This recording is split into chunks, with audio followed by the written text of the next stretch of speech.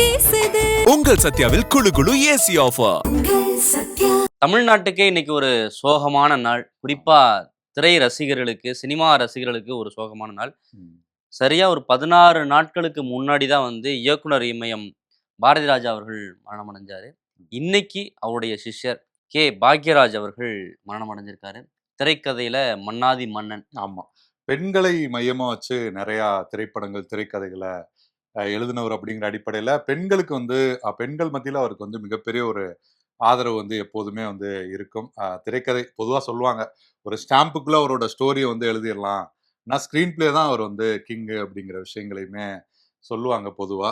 அவர் தொடாத துறையினே எதுவுமே கிடையாது. கதை, திரைக்கதை, வசனம், இசையமைப்பு எல்லா ஏரியாக்கள்லயுமே திரைப்படத்தை பொறுத்தளவுல அவர் வந்து பங்களிச்சிருக்காரு. சிறப்பா செயல்பட்டிருக்காருன்னு சொல்லலாம். நிச்சயமா. இன்னொரு பக்கம் ஒரு பத்திரிகையாளராகவும், அரசியல்வாதியாகவுமே அவர் வந்து தடம் பதிச்சிருக்காரு அப்படிங்கிறத ஆமா. எம்ஜிஆர் வந்து தன்னோட கலையுலக வாரிசு அப்படின்னு பாக்யராஜை வந்து அறிவிச்சிருந்தாரு. அப்படியே நம்ம பார்த்தோம்னா அரசியல் சார்ந்துமே பாக்யராஜுக்கு வந்து பங்களிப்பு இருக்கு. அமெரிக்கால எம்ஜிஆர் இருக்கும்போது போய் பார்த்து பிரச்சாரம் சார்ந்த விஷயங்கள்லாம் பேசினாரு. அதற்கு பிறகு வந்து தனியான கட்சி அப்படிங்கிறது கூட தொடங்கினாரு, எம்ஜிஆர் மக்கள் முன்னேற்ற கழகம். அப்புறம் கேரளால ஒரு தேர்தல், அதோட அந்த கட்சியுமே கூட கலைச்சிட்டாரு. அதற்கு பிறகு நம்ம பார்த்தோம்னா பல்வேறு அரசியல் கட்சிகள்ல அவரோட பங்களிப்பு அப்படிங்கிறது இருந்திருக்கு. பிரச்சாரங்கள்ல அவரோட பங்களிப்பு, குட்டி கதைகள் இதெல்லாமே கூட இருந்திருக்கு. அதையும் தாண்டி தமிழ்நாட்டையுமே தாண்டி நம்ம பார்த்தோம்னா கூட திரையுலகம் சார்ந்து அமிதாப் பச்சனோட அவருக்கு பிடித்த சிறந்த திரைப்படங்கள்ல பாக்யராஜோட ஆக்ரி ரஸ்தா அந்த படமும் உண்டு. அது குறித்து எப்போதுமே அவருக்கு ஒரு பெருமிதமே இருந்திருக்கு. எம்ஜிஆர் பத்தி நீங்க சொன்னீங்க. எம்ஜிஆருடைய நிறைவேறாத ஒரு கதையும் வந்து அவசர போலீஸ் 100 அப்படின்னு சொல்லி அது ஒரு படமா எடுத்து அதையும் சக்சஸ் பண்ணவரு பாக்யராஜ் அவர்கள். ஆமா. இளையராஜா கூட ஒரு விஷயம் கூட சொல்லியிருப்பார். ஒரு மிகப்பெரிய பாராட்டுனா நம்ம அதை சொல்லலாம். யாரையுமே வந்து சாதாரணமா எடை போடக்கூடாது அப்படிங்கிறத வந்து நான் பாக்யராஜ் மூலமா தான் என் வாழ்க்கையில வந்து நான் அதை கத்துக்கிட்டேன். ஒரு கதையை வந்து அந்த அளவுக்கு மிகச்சிறப்பா வந்து அவர் வந்து விளக்குவாரு. கதையை சொல்ற விதம் அவ்வளோ ரசிக்கும்படியா இருக்கும் அப்படின்னு வந்து இளையராஜா வந்து சொல்லியிருந்தாரு. அந்த அளவுக்கு ரொம்ப முக்கியத்துவம் வாய்ந்த திரைத்துறை சார்ந்து ரொம்ப முக்கியத்துவம் வாய்ந்த ஒரு ஆளுமையை தான் வந்து தமிழ்நாடு வந்து இப்ப இழந்திருக்கு. அவருடைய இடத்தை யாராலையும் நிரப்ப முடியாது அப்படின்னு தான் சொல்லணும். இன்னொருத்தர் இப்படி பிறந்து வர முடியாது. இப்படி ஒரு திறமைசாலி, இப்படி ஒரு திரை படைப்பாளர் வந்து நம்ம இனிமே பார்க்க முடியாது அப்படிங்கிறதான் யதார்த்தம். கலைஞர்களுக்கு பொதுவா மரணம் இல்ல அப்படின்னு சொல்லுவாங்க. அவருடைய படத்துல எப்பவுமே அவர் வந்து வாழ்ந்துகிட்டு இருப்பாரு. அவருடைய திரைக்கதைகள்ல அவர் எப்பவுமே வாழ்ந்துட்டு இருப்பார் அப்படிங்கிறத வந்து நம்ம உணர முடியும். குறிப்பா அவருடைய மரணத்துக்கு பல்வேறு அரசியல் தலைவர்கள் வந்து இரங்கலை தெரிவிச்சிட்டு இருக்காங்க. தற்போதைய முதலமைச்சர் திரு விஜய் அவர்கள் இருந்து ஆரம்பிச்சு முன்னாள் முதலமைச்சர் மு.க.ஸ்டாலின், துணை குடியரசுத் தலைவர் சி.பி. ராதாகிருஷ்ணன் உள்ளிட்ட பல தலைவர்கள் வந்து அவருக்கு இரங்கலை தெரிவிச்சிருக்காங்க. பல்வேறு நபர்களோட அந்த மன இறுக்கம், அவரோட திரைப்படம் பார்த்தாலே வந்து நமக்கு இருக்கிற அந்த ஸ்ட்ரெஸ் எல்லாம் போயிடும் அப்படின்னு சொல்லுவாங்க பொதுவா. அப்படிப்பட்ட ஒரு நபருக்கு வந்து மாரடைப்பு ஏற்பட்டிருக்கு. நம்ம ஷோ சார்பாகவுமே நம்மளோட ஆழ்ந்த இரங்கலை வந்து அவரோட குடும்பத்தார், தமிழ் திரையுலகம் மற்றும் அனைவருக்குமே வந்து நம்ம சார்பாகவுமே தெரிவிச்சுக்கலாம். மனிதவள மேம்பாட்டுத்துறை அமைச்சர், தாம்பரம் தொகுதி எம்எல்ஏ கில்லி சரத்தை சுத்தி ஒரு மிகப்பெரிய சர்ச்சை வெடிச்சிருக்கு. குறிப்பா போதைப் பொருள் ஒழிப்பு தினத்தை முன்னிட்டு தாவேக அரசு மிகப்பெரிய மராத்தான் ஓட்டத்தை வந்து தொடங்கி வச்சாங்க. ஆதவ் அர்ஜுனா அவர்களும் முதலமைச்சர் விஜய் அவர்களும் வந்து ஓடுனாங்க. இந்த மாதிரி ஒரு முதலமைச்சர் தமிழ்நாட்டுல ஓடுனதே கிடையாது அப்படின்ற ஒரு அவர் பேச போக, அதுக்கு முன்னாடி நிறைய பேர் ஓடி இருக்காங்கன்னு 21 கிலோமீட்டர் மராத்தான் ஓடி இருக்காரு அப்படிங்கிற ஆதாரங்கள்லாம் கூட போட்டாங்க. அப்படியான ஒரு ஆதாரங்கள்லாம் போட்டு இன்னொரு பக்கம் வந்து அதற்கு பதில் உரை கொடுத்துட்டு இருக்கக்கூடிய சூழல்ல இந்த பக்கம் பார்த்தோம்னா கில்லி சரத் அவர்களுடைய வீடியோ ஒன்று வைரல் ஆயிட்டு இருக்கு. சேப்பாக்கம் ஸ்டேடியம்ல ஒரு பவுடர் மாதிரியான ஒரு பொருளை வச்சுக்கிட்டு 500 ரூபாய் நோட்டு, ஏடிஎம் கார்டு ரெண்டையும் வச்சு அப்படியே இருக்காரு மாதிரியான ஒரு இது இருக்கு. ஆமா ஆமா, அதை பார்த்துதான் எல்லாருமே வந்து அது வந்து ஒரு போதைப் பொருள் பயன்பாட்டுக்கான இது. ஏன்னா அதுல வந்து அந்த வீடியோல அவர் கேப்ஷன் போட்டிருக்காரு, அதாவது தக்கு மூவ்மெண்ட் அந்த மாதிரி போட்டிருந்தாரு. ஆனா அவர் அந்த வீடியோல வந்து மாத்திரை, அதாவது குழந்தை உடம்பு சரியில்லை, அதுக்கான அந்த மாத்திரை கொடுக்கறதுக்காக அதை வந்து தயார் செஞ்சோம், பவுடர் மாதிரி மாத்தணும் அப்படிங்கிறத விளக்கமா கொடுத்திருந்தாங்க. அதற்கு பலருமே கூட கேட்டிருந்தாங்க, அந்த வீடியோல வந்து குழந்தை இல்லை அப்படிங்கிறது.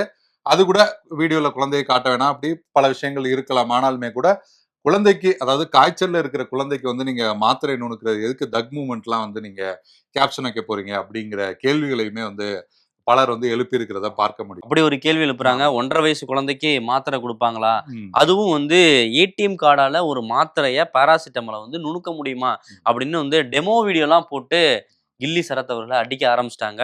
ஆமா. இன்னொரு பக்கம் அவர் மனைவி குழந்தையோட வந்து ஒரு விளக்க வீடியோ கொடுத்தாலும் அதை வந்து ஏத்துக்கிற மாதிரி தெரியல ஆமா. நெட்டிசன். மற்றொரு புறம் பார்த்தோம்னா ஒரு சிலர் வந்து மனிதவள மேம்பாட்டுத்துறை அமைச்சரே வந்து மனித வளத்தை சிதைக்கக்கூடிய விஷயங்கள்லாம் ஈடுபடுறாரா அப்படிங்கிற மாதிரியான கேள்விகளையுமே கூட தங்களோட சமூக வலைதள பக்கத்துல வந்து எழுப்பியிருக்காங்க. ஆமா அமைச்சர் விளக்கம் கொடுத்திருக்காரு. பார்க்கலாம் அடுத்து என்ன நடக்குது அப்படிங்கிறத. ஆமா அடுத்ததா தமிழக அரசியல் களத்துல மிகப்பெரிய சர்ச்சையா வெடிச்சிருக்கிற விஷயம் வந்து தமிழ்நாட்டு அரசோட டெல்லி சிறப்பு பிரதிநிதியா ஜனநாயகன் படத்தோட தயாரிப்பாளர் வெங்கட நாராயணா நியமிக்கப்பட்டதற்கு எதிராகத்தான் மிகப்பெரிய விமர்சனங்கள், கண்டன குரல்கள் எல்லாம் வந்து வந்துட்டு இருக்கு. ஆமா எப்படி நீங்க வந்து ஒரு முக்கியமான பொறுப்பு, 2 மாநிலங்களுக்கு இடையிலான அந்த முடிவுகளை எடுக்க வேண்டிய பொறுப்பு அப்படிங்கிறதையும் தாண்டி டெல்லிக்கும் தமிழ்நாட்டுக்குமான அந்த ஒரு பாலமா இருக்க வேண்டிய ஒரு பொறுப்புல கர்நாடக மாநிலத்தை சேர்ந்தவரை எப்படி நியமனம் செய்யலாம் அப்படிங்கிற பல்வேறு கேள்விகளை பல கட்சிகள் வந்து எழுப்பியிருக்காங்க. ஆமா மேகதாது பிரச்சனை வந்து பெரிய அளவுல வெடிச்சிருக்கக்கூடிய இந்த சூழல்ல ம். இந்த விவகாரம்ன்றது பேசு பொருளா மாறி இருக்கு. குறிப்பா திமுக எம்பி கனிமொழி அவர்கள் வந்து காட்டமா வந்து ஒரு பதிவை போட்டிருக்காங்க. ஆமா.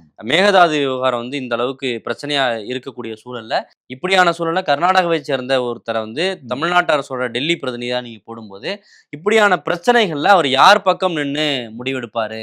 யார் பக்கம் ஆதரவா அவர் பேசுவாரு? அப்படின்ற ஒரு கருத்தையும் முன் வச்சிருக்காங்க. ஆமா. குறிப்பா இப்படி ஒரு பதவிக்கு தமிழ்நாட்டுல வேற ஆளே இல்லையா? அப்படின்ற ஒரு கேள்வியும் கேள்வியுமே அவங்க எழுப்பியிருக்காங்க. எழுப்பியிருக்காங்க. அதிமுக தரப்புல நம்ம பார்த்தோம்னா கர்நாடக காங்கிரஸ் அரசோட பிராக்சி கவர்மெண்டா இந்த கவர்மெண்ட் இருக்கா அப்படிங்கிற கேள்வியுமே வந்து எழுப்பியிருக்காங்க. கடுமையான விமர்சனங்களையுமே அதிமுக வந்து முன் வச்சிருக்காங்க. தேமுதிக பொதுச் செயலாளர் பிரேமலதா வந்து உடனடியா திரும்ப பெறணும் அப்படிங்கிற அந்த கோரிக்கையுமே முன் வச்சிருக்காங்க. ஆனா தாவேக அரசு அப்படியான ஒரு நிலைப்பாடுக்கு போறதுக்கான வாய்ப்புகள் இல்ல அப்படின்னு இல்ல. நினைக்கிறேன். ஏன்னா தாவேகா தரப்புல என்ன விளக்கம் சொல்றாங்கன்னா, அவர் ஏதோ ஒரு முடிவுனா அவரேவா எடுத்துட்டு போறாரு. ம். நாங்க தான் அத டிசைட் பண்ண போறோம். அவர் அந்த பொறுப்புல தான் இருக்காரு. எல்லா முடிவையும் அவரே எடுத்துருவாரா? தன்னிச்சையா எடுத்துருவாரா? அப்படிங்கிற விளக்கத்தையுமே கொடுக்குறாங்க. ஆமா. சிடிஆர் நிர்மல்குமார் இப்போ வந்து பிரஸ் மீட்ல அந்த தகவல சொல்லியிருக்காரு. ம். குறிப்பா பார்த்தோம்னா, ஜனநாயகன் படம் ரிலீஸ் ஆகாத சூழல்ல, ஒரு தயாரிப்பாளருக்காக கூட நீங்க பேச மாட்டீங்களா? அப்படின்னு விஜய நோக்கி பல்வேறு கேள்விகள்லாம் முன் வச்சாங்க. ஆமா. இப்போ பார்த்தீங்களா, தயாரிப்பாளருக்காக நாங்க இப்படி ஒரு பரிச குடுத்துட்டோம் மரியாதைய அப்படின்ற செஞ்சுட்டோம் மாதிரி அப்படின்னு. இத குடுத்துருக்காங்களோ ஆமா. என்னவோ! தனிப்பட்ட முறையில குடுக்கலாம். ம். தமிழ்நாட்டோடதுல ஓகே, அதான் பின்புலம் நாங்க இருக்கோம், பின்னணியில நாங்க இருக்கோம் அப்படின்னு சொல்றாங்களே! ஓகே. செங்கோட்டையன் அவர்கள் பிரஸ்ஸ சந்திச்சாலே சர்ச்சை அப்படிங்கிற அளவுக்கு ஆமா. மாறிப்போச்சு. ம். இப்போ அந்த வகையில பள்ளி மாணவர்களோட அடையாள அட்டையில சாதிய விவரங்களையும் நாங்க வந்து கொண்டு வர போறோம் அப்படின்னு நேற்றைய தினம் வந்து ஆமா. அறிவிச்சிருந்தாரு. பக்காவா நாங்க ரெடி பண்ணி அடிச்சே குடுத்துருவோம் ஜாதியெல்லாம். ம். நீட்டா குடுத்துருவோம் அப்படின்னு சொல்லி பேசியிருந்தாரு. ஆமா. கல்வித்துறையும், வருவாய்த்துறையும் இணைந்து இந்த வந்து முன்னெடுப்ப எடுக்க போறோம் அப்படின்னு ஒரு பெரிய புரட்சிகர அறிவிப்பு மாரி வந்து ஆமா. சொன்னாரு. கடுமையான கண்டனங்கள் வந்து அதுக்கு வந்து வந்தது. எப்படி நீங்க வந்து ஐடி கார்டு அதாவது மாணவர்களோட ஐடி கார்டு ஏன்னா அவர் சொன்னது வந்து அப்படிதான் இருந்தது. ஐடி கார்டுல எல்லாமே வந்துடும். ஆதார் டீட்டெயில் இதுல இருந்து எல்லா டீட்டெயிலுமே வந்துருன்னதுக்கு கடுமையான விமர்சனங்கள் அப்படிங்கிறது முன்வைக்கப்பட்டது. இப்ப மட்டும் இல்ல, அவர் பள்ளிக்கல்வித்துறை அமைச்சரா இருந்த காலத்திலயுமே காலையில ஒரு அறிவிப்பு, மதியம் ஒரு அறிவிப்பு, மாலை ஒரு அறிவிப்புன்னு மாறி மாறி வரும் அறிவிப்புகள்லாம். மாறி மாறி வரும் அறிவிப்புகள்லாம். அதையும் தாண்டி இப்பயும் நீங்க பார்த்தீங்கன்னா திரும்பவும் எஜுகேஷன்னாலே அவர் ஆமா. கொஞ்சம் பஞ்சாயத்து தான் நெனைக்கிறேன். ஆமா. கண்டிப்பா. நிதி தான் பிரச்சனை அப்படின்னு சொல்லி வருவாய்கள ஒதுங்குனாரு. ஆனா பள்ளிக்கல்வித்துறையிலுமே பஞ்சாயத்து ஆயிருக்கு. ஆமா. குறிப்பா பிரின்ஸ் கஜேந்திர பாபு போன்ற கல்வியாளர்கள்லாம் கடுமையா இத எதிர்த்திருக்காங்க. ஆமா. இப்படி பல்வேறு மட்டங்கள்லயும் எதிர்ப்பு கிளம்பிய நிலையில, ம். இப்போ வந்து அத மறுத்திருக்காரு. நாங்க அப்படிலாம் சொல்லல. ஜாதிய விவரங்கள்லாம் அதுல வந்து இடம்பெறாது. தவறா புரிந்து கொள்ளப்பட்டது அப்படின்னு ஒரு விளக்கத்த ஆமா. செங்கோட்டையன் அவர்கள் ஆமா. தெரிவிச்சிருக்காரு. ராஜ்மோகன் பள்ளிக்கல்வித்துறை அமைச்சருமே என்ன சொல்றாருன்னா, இதற்கு முன்பாக ஒரு அட்டை மாரி குடுப்பாங்க. அது வந்து புயல்ல இந்த மாரியான விஷயங்கள்ல அடிச்சுட்டு போயிரும். அது இல்லாம ஒரு கார்டா நாங்க வந்து குடுக்குறோம் அப்படிங்கிற மாரி ஒரு புயல்லே புதுவித அடிக்காத ஒரு கார்டு குடுக்க போறாங்களா? புதுவித ஒரு விளக்கத்தையுமே குடுத்திருந்தாரு. ம். அண்ணனையுமே அறிக்கையெல்லாம் ரெடி பண்ண சொல்லியிருக்கோம் அப்படின்னு சொல்லியிருந்தாரு. கிளீன் கவர்மெண்ட் தரப்போறோம் அப்படின்னு சொல்லக்கூடிய இந்த தாவேக அரசுல ஒரு ம். கடுமையான ஒரு நடவடிக்கையை பார்த்திருக்கோம். லஞ்சம் கேட்ட ஒரு புகார்ல ஒருத்தர் மேல கடுமையா நடவடிக்கை எடுத்திருக்காங்க. நிச்சயமா. நம்ம வந்து எப்படி விமர்சனங்களை முன்வைக்கிறோம், இந்த ம். சாதி அட்டை இதுக்கெல்லாம். ம். அதே நிலையில நல்ல விஷயம் செஞ்சா நம்ம வந்து கண்டிப்பா வரவேற்கணும். எந்த துறையில எந்த அதிகாரிய வந்து நீக்கியிருக்காங்க? அதிகாரின்னு நினைச்சிருப்பீங்க. இல்ல. ஆனா ஒரு கட்சி தொண்டர் தாவேகா நிர்வாகி. ஓ. அதாவது கடலூர் தெற்கு மாவட்ட இணை செயலாளர் ம். குலவேந்திரன் வந்து ஓ. அந்த பகுதி விவசாயிகள்ட்ட ₹1,00,000 லஞ்சம் கேட்டிருக்காரு. ஓ. வண்டல் மண் எடுக்கிறதுக்காக ஓ. வந்து அந்த லஞ்சம் கேட்டதா ஒரு புகார்.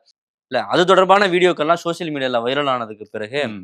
இந்த நடவடிக்கைய பொதுச் செயலாளர் அண்ணனோட ஆனந்த் தூய ஆட்சிக்கு எதிரா யாரு செயல்பட்டாலும் நடவடிக்கை எடுப்போம் அப்படிங்கிறத காமிச்சிருக்காங்க. இதுவே தொடரட்டும். ஒரு பக்கம் ஆதவ அர்ஜுனா போன்றவர்கள்லாம் வந்து நாங்க அரசாங்கத்துல லஞ்சத்தை ஒழிச்சிட்டோம், ஊழலை ஒழிச்சிட்டோம் அப்படின்னு அதான் ஒழிச்சிட்டு தானே இருக்காங்க. இப்ப கைது பண்ணியிருக்காங்க. அப்படியே கொஞ்சம் கொஞ்சமா தான் ஒழிக்க முடியும். கட்சியிலயுமே அதை ஒழிக்கிறாங்க அப்படின்னு கண்டிப்பா. புரிஞ்சுக்கலாம். ஆமா. இதையுமே நம்ம பாராட்டலாம். ம்.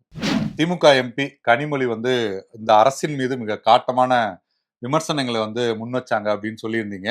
ஆனா கனிமொழி கிட்ட மிக ஆவேசமாக மக்கள் வந்து கேள்வி எழுப்பின சம்பவமே நடந்திருக்கு. தூத்துக்குடி மாவட்டம் ஓடக்கரையில வந்து அந்த பேருந்து நிலையத்துல வந்து பேருந்துகள் வந்து நின்னு போறதில்ல அப்படிங்கிற மாதிரி பல்வேறு கேள்விகளை வந்து எழுப்பியிருக்காங்க.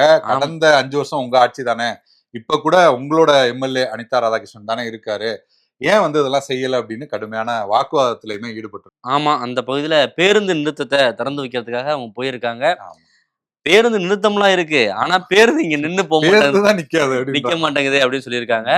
இதுக்கு ஒரு வாரத்துக்குள்ள நீங்க வந்து தீர்வை ஏற்படுத்தி தரணும் ஒரு பெண்மணி வந்து அவங்க கிட்ட கோரிக்கையை முன்வைக்கிறாங்க. கண்டிப்பா. எங்க முதலமைச்சரா இருந்தா நாங்க ஒரு வாரத்துல நாங்க பண்ணிடுவோமா அப்படின்னு இவங்க ஒரு வார்த்தை சொல்ல போக அந்த அம்மா ஃபயர் ஆயிட்டாங்க. 5 வருஷம் நீங்க தானே இருந்தீங்க, இப்ப கூட நீங்க தானே இருக்கீங்க, இங்க உங்க எம்எல்ஏ தானே இருக்காரு, அப்ப நீங்க செஞ்சு தரேன்னு சொல்ல வேண்டியதானே, ஒரு எங்க முதலமைச்சர் இல்ல அப்படின்னு சொல்றதெல்லாம் வந்து சரி கிடையாது அப்படின்னு சொல்லி நியாயமான கேள்வி கொந்தளிக்க ஆரம்பிச்சிட்டாங்க. அவங்க இப்படி மக்கள்லாம் எல்லா மக்கள் பிரதிநிதிகளை பார்த்து கேள்வி கேட்க ஆரம்பிச்சிட்டாங்களே, நாடு வந்து உருப்பிட்டுரும் நிச்சயமா. ஆனா அதற்கு அடுத்த நாளே அமைச்சர் ஸ்ரீநாத், தாவேகாவோட அமைச்சர், அங்க போய் உங்களுக்கு இந்த பஸ் எல்லாம் வந்து நாங்க ரெடி பண்ணி தரோம் அப்படிங்கிற மாதிரி ஒரு அட்டனன்ஸை போட்டு ஸ்கோர் பண்ணிட்டாப்ல. ஆமா, போய் அங்க அந்த கோரிக்கை வச்சு வாக்குவாதத்தில் ஈடுபட்ட ஆவேசமாக கோரிக்கை வைத்த அந்த பெண் அவங்க கிட்டயுமே பேசியிருக்காரு. அந்த பஸ்லயுமே பயணம் பண்ணியிருக்காரு. ஓகே, முதலமைச்சர் விஜய் மட்டும் தான் பஸ்ல போவாரா? நாங்களும் பஸ்ல போவோம் மக்களோட. அப்படி இல்ல, பஸ்ல மட்டும் போக மாட்டாரு, கப்பல்ல போவாரு, திடீர்னு அப்படி போவாரு, போயிட்டு இருப்பாரு, படகுல போவாரு. ஆமா.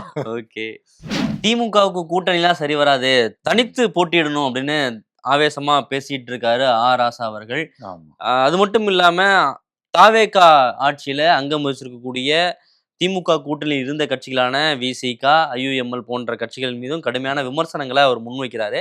அதற்கு வந்து வன்னியரசு கடுமையான ஒரு எதிர்வினையை ஆத்திருக்காரு. ஆமா, என்ன சொல்லியிருக்காருன்னா, பொதுவா வந்து பாஜக தான் இடதுசாரிகளையும் விசிகாவையும் இது போன்று கடுமையான விமர்சனங்களை வந்து முன்வைப்பாங்க, திமுகவையும் அந்த பாஜக பாதையில வந்து அழைச்சிட்டு போறாரு ராசா அப்படிங்கிற விமர்சனங்களையுமே அமைச்சர் வன்னியரசு அவர்கள் வந்து முன் வச்சிருக்காரு. ஆமா, இந்த விவகாரத்தை பொறுத்தவரை பார்த்தோம்னா திமுகவுக்கும் விசிகாவுக்கும் தான் கடுமையான ஒரு போட்டி நிலவர மாதிரி தெரியுது. களத்துல மோதிக்கிறாங்க ஒருத்தர். இதையும் தாண்டி ஒரு விஷயம் தான் நமக்கு டக்குன்னு தோணுது. கடந்த காலத்துல RSSன் பிள்ளைகள் அப்படின்னு சொன்ன அந்த ஆட்சியில கூட, அமைச்சரவையில கூட விசிகா வந்து பங்கேற்றுட்டாங்க. தற்போது திமுக வந்து பாஜக பாதைன்னு சொல்லியிருக்காங்க. பார்க்கலாம் எதிர்காலத்துல என்ன நடக்குது. எந்த திமுக கூட்டணிக்கான சமீட்சையா அப்படின்னு தெரியல. இல்ல, எந்த பக்கம் இருக்காங்களோ அது ஆப்போசிட் இருக்கவங்க வந்து பாஜகவோட பிள்ளை இல்ல RSS பிள்ளைன்னு சொல்லுவாங்களோ என்னவோ. ஆமா, சென்ட்ரல் ரயில்வே ஸ்டேஷன்ல இருந்து தாம்பரத்துக்கு போறதுக்கு எந்த ட்ரெயின்ல போகணும் அப்படின்னு கேட்டா கூட, சமீபத்துல மதிமுக யார்ட்டையா கேட்டா கூட ஜூன் 27 பொதுக்குழுல முடிவு பண்ணுவோம் அப்படிங்கிற மாதிரி எந்த கேள்வி கேட்டாலும் ஜூன் 27 பொதுக்குழுல முடிவு பண்ணுவோம் அப்படிங்கிற மாதிரி சொல்லிட்டே இருந்தாங்க. ஒரு விஷயத்த முடிவு எடுத்து வச்சுட்டு நாங்க பொதுக்குழுல தான் சொல்லுவோம்னு சொல்லிட்டே இருந்தாங்க. அப்படி சொல்லிட்டே இருந்தாங்க. தற்போது அந்த பொதுக்குழுவுமே நடந்து முடிஞ்சிருச்சு. எல்லா எதிர்பார்த்ததுதான் வச்சுங்களேன். என்ன சொல்ல போறாரு, முழுக்க நனைஞ்சாச்சு, முக்காடு எதுக்கு அப்படின்ற மாதிரி கதையா. அந்த பொதுக்குழுல நடந்த முக்கியமான விஷயங்கள்லாம் என்ன? பொதுக்குழுல பலரும் வந்து திமுக கூட்டணியிலிருந்து நம்ம வெளியேறுவதுதான் சரியான முடிவா இருக்கும்னு சொன்னாங்க. பலரும்னா யாரு? வைகோ, துரை வைகோ இவங்களாமா? ஆமா, ஒரே ஆரவாரம் கைத்தட்டல் அதிகமாயிருச்சு அந்த கருத்துக்கு. அந்த ஒரு முடிவுக்கு நாங்களும் வந்திருக்கோம் அப்படின்னு வைகோ அவர்கள் சொல்லியிருக்காரு. ஆமா, பொதுக்குழுல வந்து நடந்த விஷயங்கள் பத்தி நீங்க வந்து சொன்னீங்க. ஆரவாரம் பத்தி எல்லாம் நடக்காத ஒரு விஷயம் அப்படின்னு நம்ம பார்த்தோம்னா, 2 மதிமுக சார்புல திமுக சின்னத்துல நின்ன 2 பேருமே இன்னைக்கு வந்து ஆப்சென்ட் ஆயிருக்கிறதையும் பார்க்கிறோம். அதற்கு வைகோ கூட ஒரு விளக்கம் வந்து கொடுத்திருந்தார் போலயே. ஆமா, சீர்காழி எம்எல்ஏ செந்தில் செல்வன் வழக்கறிஞர் வந்து நான் வந்து மதிமுகல இல்ல திமுக உறுப்பினர் அப்படிங்கிறத வெளிப்படையா அறிவிச்சிட்டாரு. மதிமுக வந்து விலகிட்டதா சொல்லிட்டாரு. அதனால அவரை பத்தி இங்க பிரச்சனை இல்ல. ஆனா கடையநல்லூர் எம்எல்ஏ வழக்கறிஞர் திமு ராஜேந்திரன் அவர்கள் நான் இன்னும் மதிமுகல தான் தொடர்றேன் அப்படின்ற ஒரு குறுஞ்செய்தியை அவருக்கு அனுப்பிச்சிருக்கதாகவும், சட்டமன்ற கூட்டத்தொடர்ல தான் எப்படி நடத்தப்படுகிறேன் என்பதை பொறுத்து அவருடைய முடிவு இருக்குன்னு அனுப்பிச்சிருக்கதா சொல்லியிருக்காரு. ஸ்டில் அவர் இப்போ வரையும் மதிமுகல தான் இருக்கிறதா வைகோ அவர்கள் சொல்லியிருக்காரு. ஓகே, அம்பாசமுத்திரத்தில் அப்படின்னு சொன்னா உங்களுக்கு என்ன ஞாபகம் வரும்? அம்பானி. ஆஹா இல்ல. சீமான் அண்ணன் தான் இனிமே உங்களுக்கு ஞாபகம் வரணும். ஓகே. காரைக்குடி அப்படின்னாலே சீமான் அப்படின்ற ஒரு காலம் போக இனிமே அம்பாசமுத்திரத்துலன்னா இல்ல அது அவர் சொன்னது. நான் வந்ததுக்கு அப்புறம் தான் காரைக்குடியே எல்லாரும் தெரிஞ்சது அப்படின்னு. அதுக்கு பல எதிர்ப்புகள், விமர்சனங்கள் கூட வந்தது. ஆனா அம்பாசமுத்திரத்துல சீமான் நாம் தமிழர் கட்சி சார்பா இடைத்தேர்தல்ல போட்டியிட போறது உறுதியாயிருக்கு. நாம் தமிழர் கட்சி சார்பா போட்டியிடுறாருங்கிறது மட்டும் இல்லாம ஒரு புது வேட்பாளரை நிறுத்த போறாங்க அப்படின்ற ஒரு தகவலையும் அது சொல்றாங்க. தகவல் தான். ஆனா அவர் வேட்பாளரா நிக்கிறது உறுதிப்படுத்தப்பட்ட விஷயமா இருக்கு. புது வேட்பாளரோ இல்லையோ நான் போட்டியிடுறேன் அப்படின்னு ஆமா. கிளம்பிட்டாரு. ஏன்னா முதல்வர் கூட எல்லாம் இப்ப ரீசெண்டா கௌதமன் அவரோட திருமணத்துல ஏதோ பேசிட்டு இருந்தாங்க. நானும் ரொம்ப நேரமா பார்த்தேன். அம்பாசமுத்திரம்ன்ற வார்த்தை வந்து வரல. அதெல்லாம் மறைமுகமா தான் பேசிப்பாங்க. Okay okay. ஆமா வைகோ வேற சொல்லியிருந்தாரு. நான் பக்கத்துல இருந்தேன் என்கிட்ட பேசல அப்படின்னு. அவர்தான் தாவேகாவுக்கு போயிட்டாரு. அப்புறம் என்ன? இல்லைன்னா அவர்கிட்ட கூட கேட்கலாம். ஏதாவது அம்பாசமுத்திரம் கேட்டுச்சா அப்படின்னு சொல்லி. ஓகே பொறுத்திருந்து பார்க்கலாம். ஆமாம். அயோத்தி ராமர் கோவில் நன்கொடை முறையீட்டு வழக்குல 8 பேரை வந்து கைது செய்திருக்கிறது அந்த மாநில காவல்துறை. சிஐடி சிறப்பு புலனாய்வு குழு அது வந்து தீவிரமா விசாரிச்சுக்கிட்டு இருக்காங்க. கிட்டத்தட்ட 100க்கும் மேற்பட்டவங்கள்ட்ட அந்த விசாரணை தொடர்ந்து நடந்துகிட்டு இருக்கு. அந்த 8 பேர்ல 7 பேர் யாருன்னு பார்த்தோம்னா வங்கி ஊழியர்கள்னு சொல்றாங்க. அந்த கணக்கீடுகள் செய்யக்கூடிய வேலையை செஞ்சுட்டு இருக்கு. சிறப்பான ஒரு வேலையை தான் செஞ்சிருக்காங்க. ஆமா. கணக்கு பண்ணது நம்ம தனக்குன்னு கணக்கு பண்ணிட்டாங்கன்னு நினைக்கிறேன். பொதுவா இந்த விஷயத்தை பொறுத்த வரைக்கும் பாஜக வந்து ஒருபுறம் மத ரீதியான அரசியலை எல்லாம் முன்னெடுக்கிறாங்க. மறுபுறம் பார்த்தோம்னா இந்த மாதிரி ஊழல் கொள்ளை அப்படியான விஷயங்களையுமே ஈடுபடுறாங்க அப்படின்னு காங்கிரஸ் கடுமையான விமர்சனங்களையுமே முன் வச்சிருக்காங்க. ஆமா. கேசி வேணுகோபால் பெரிய அறிக்கையை வந்து வெளியிட்டிருக்காரு. இன்னொரு பக்கம் யோகி ஆதித்யநாத்தும் வந்து பதில் உரை கொடுத்திருக்காரு. இதை வந்து அரசியலாக்காதீங்க. யாரு வந்து குற்றம் செஞ்சாங்களோ அவங்க மேல நேர்மையான நடவடிக்கை வந்து நாங்க எடுப்போம் அப்படின்றதையும் அவர் தெரிவிச்சிருக்காரு. ஆமா எனக்கே விபூதி எடுக்க பாத்திருக்கீங்கல்ல அப்படின்ற ஒரு சத்தமும் கேக்குதான். ஆமா ஆமா. நாளைக்கு என்ன வேலை இருந்தாலும் மறக்காம பக்கத்துல இருக்கிற முகாம்ல போயிட்டு போலியோ சொட்டு மருந்து உங்களுக்கு இல்ல குழந்தைகளுக்கு வந்து மறக்காம போட்டுருங்க. ஆமா நிச்சயமா உங்களுடைய குழந்தைகளை வந்து போலியோ சொட்டு மருந்து போட்டுறதுக்கு பக்கத்துல இருக்க முகாம்களுக்கு அழைச்சிட்டு போயிருங்க. ஆமா முதல்வர் வந்து நாளைக்கு வந்து அந்த போலியோ சொட்டு மருந்து முகாமை தொடங்கி வைக்கிறாரு. ஓகே நிறைவு பகுதிக்கு வந்துட்டோம். இன்னைக்கு யாருக்கு அவார்டு? தமிழ் திரையுலகத்தோட திரைக்கதை மன்னன் பாக்யராஜ் அவருக்கு தான் இன்னைக்கான அவார்டு. பொதுவா திரைத்துறை சார்ந்தவர்களுக்கும் சரி எல்லோருக்குமே சரி படம் பார்க்குறவங்களுக்கு கூட அவரை பார்க்கும்போது வர்ற ஃபீலிங்னா ரொம்ப நமக்கு நெருக்கமானவர் அப்படிங்கிற ஒரு உணர்வு வந்து எப்போதுமே ஏற்படும். அந்த வகையில நம்ம ஆளு அப்படிங்கிற அவார்டை வந்து நம்ம வந்து அவருக்கு கொடுக்கலாம். ஆமா கொடுத்துடலாம். ஓகே நன்றி வணக்கம். நன்றி. உங்கள் சத்யாவில் குளு குளு ஏசி ஆஃபர்.